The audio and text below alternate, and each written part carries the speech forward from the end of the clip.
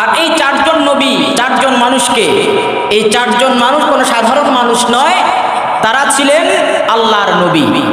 এক নম্বরে হযরত আইয়ুব আলাইহিস সালাতু ওয়াস সালাম, এরপরে হযরতে জাকারিয়া আলাইহিস সালাতু ওয়াস সালাম, এরপরে হযরতে ইউশা বিন নুন আলাইহিস সালাতু ওয়াস সালাম, এরপরে হযরতে হিজকিল আলাইহিস সালাতু ওয়াস সালাম।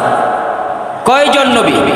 চারজন নবী। একজন হযরত আইয়ুব আলাইহিস সালাতু ওয়াস সালাম, এরপরে হযরতে জাকারিয়া আলাইহিস সালাতু ওয়াস সালাম, এরপরে হযরতে হিজকিল আলাইহিস সালাতু ওয়াস সালাম, এরপরে হযরতে ইউশা বিন নুন আলাইহিস সালাতু ওয়াস সালাম।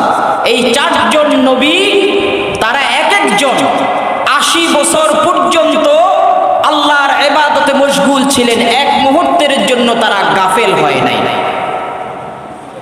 সাহাবায়ে কেরাম এই কথা শোনার পরে তাদের মনটা খারাপ হয়ে গেল, আর সাথে সাথে আল্লাহ পাক সূরাতুল কদর নাজিল করে তাদের অন্তরটাকে খুশি করে দিয়েছেন। সুবহানাল্লাহ।